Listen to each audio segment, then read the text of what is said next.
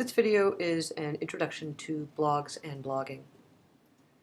So in this video we're going to talk about what is a blog and why you should consider blogging yourself or having your students blog.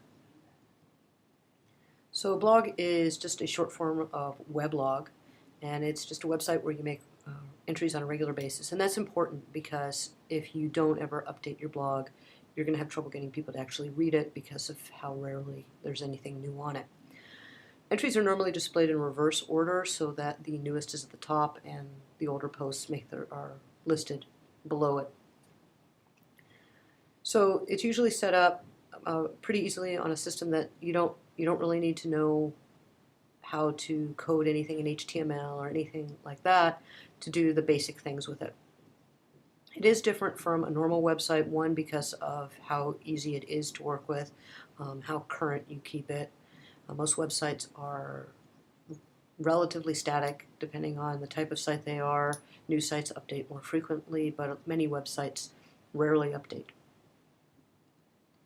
So, some general reasons about why you should blog in education.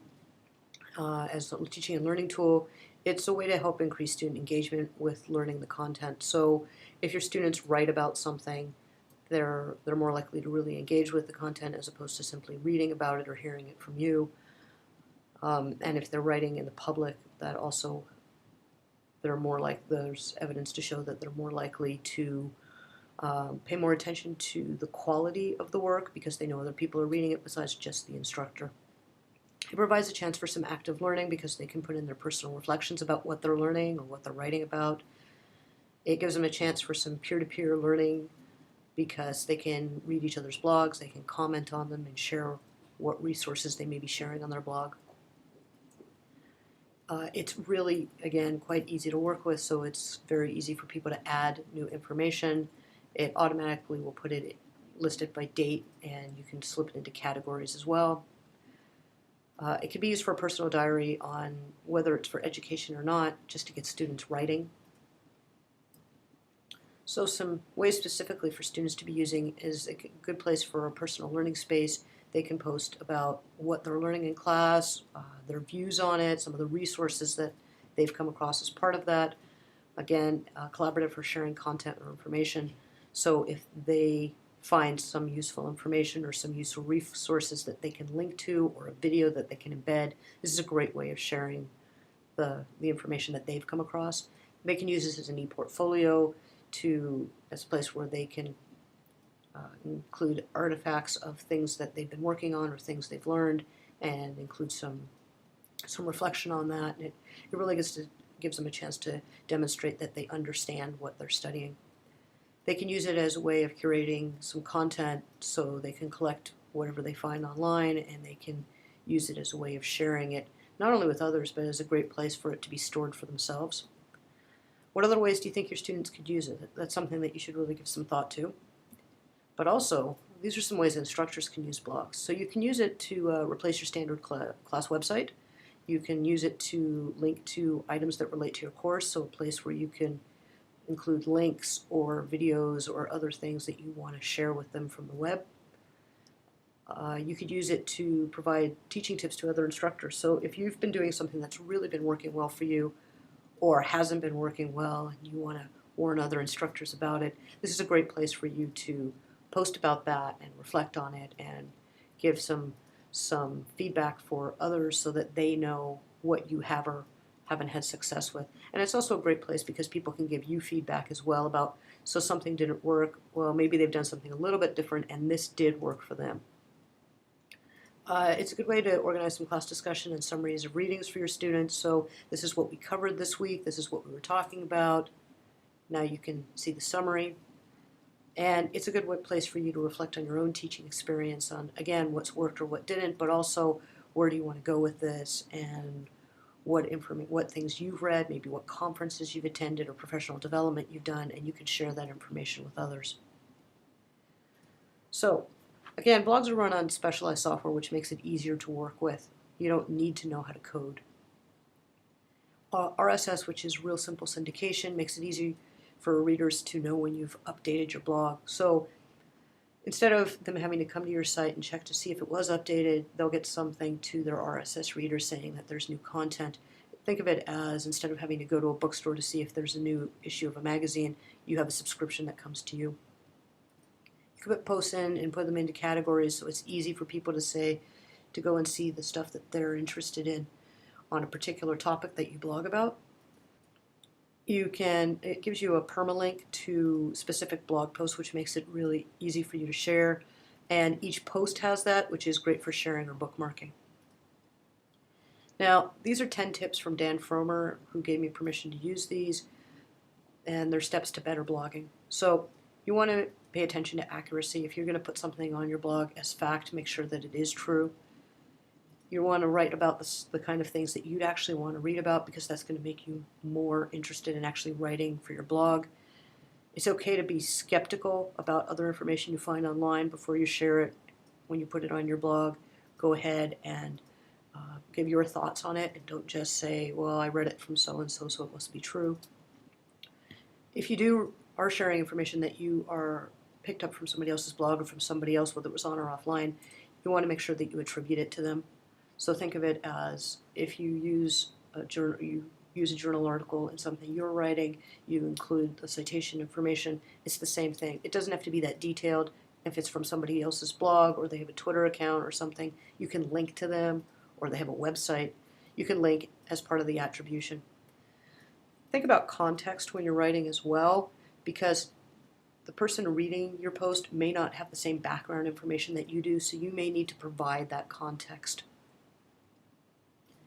So be critical, but don't be unfair. Be professional when you're writing about something on your blog. If you're going to talk about another person or a project that somebody else or another organization is working on, don't be unfair about it. Be professional. Really care about your writing before you publish it. Make sure that you've gone through and you don't have any typos or spelling mistakes if possible. Everybody misses something. But really think, is this something that I'd want people to be able to see before you hit publish? You really want to care about the design too. Most blogging platforms give you some options on what the theme is, the look for your blog. You want something that's going to be user-friendly, that the contrast of the colors is easy for people to still read, that navigation is simple for them to figure out. These are all things that you need to think about in addition to the actual content. If you're writing about something and you've seen it over and over again on other people's blogs, or lots of people talking it on Twitter or some other site, don't be the 10th person to write the exact same thing. Find your own take on it, your own views, your own reflections on it before you write something. And don't be afraid to try new things. It's okay to venture out and try writing about something that you haven't written about before. Now here's some tips from me as well that I want to add to that. So write about what you know. If you don't know about something, go ahead and say that, because people may very well comment in ways that provide you with the information that you're missing and help you to learn more. If you don't know, don't try and fake it, because somebody's going to call you out online. They're going to realize that you're faking it, that you don't know what you're talking about, and that's just going to be an embarrassment to you. And again, someone may just answer the question that you have, so go ahead and say what you don't know. Tell stories, give yourself in some context, because that'll help readers connect with you. If you're looking for pictures to use on your blog to go along with the posts, look at Creative Commons, because it's a great place to find pictures that you don't have to worry about copyright restrictions. Usually you can post something for free as long as you give attribution, and it might be something like share alike, or it's not for commercial purposes. But Creative Commons really is a great place to find images for your blog. So here's one that I say about anything online, whether it's a blog post or email or Twitter or Facebook. Never post anything that you want your mother, your boss, or your grandchildren to see, because that's going to be the reach of how far it's going to go and how long it's going to be online. And if you wouldn't want any of them to see what you've had to say, don't post that. If you're writing about your students or your colleagues, you need to always be respectful of them. Again, you can disagree with colleagues, but be professional about it and just be respectful. Now I have here, never identify your students. That's an important one, unless you've asked your students permission. Now let's say a student has written a really good blog post in your class and it's a public blog post. Then it's okay to share that blog post on your blog. It's probably a good idea to ask your student if that's okay. But it's already public and you're trying to show something in a positive light. If it's something negative, never ever do anything that's going to identify your students. And again, always think before you hit post or publish. Look over your post, make sure that it's the way you really want it to be, that you haven't written it in anger, that you've taken into account these tips and are being professional about it. Now, commenting. People can comment on your blog and you can comment on other people's blogs. So do it. Start the conversation. The more you comment on other people's blogs, the more that they're going to notice you, but make sure that your comments are real comments. It's not just that you're trying to promote yourself, but that you really want to add to the conversation, because that's what blogging is. It really is a conversation. And if somebody comments on your blog, respond to them. Let them know that you actually are reading what they have to say. Now, here's some final things I want you to think about if you're just now starting to think about blogging. So why would you in particular blog? And if you're an instructor or teacher, why would you want your students to blog? So what about, what could you have them doing? It could be everything from, if you have elementary school students, maybe having them put their book reports online so that their parents or grandparents can see it. Again, there is a lot of research to show that students' blog writing quality goes up when it's in the public like that. Look at your school rules before you do something like that. Talk to students, talk to parents. If your students are, say, in university, you can do similar things. Have them blog as a way of reflecting on the work that they're doing. This is a great way of creating a positive presence for them online to combat some of the negative stuff that may be out there about them.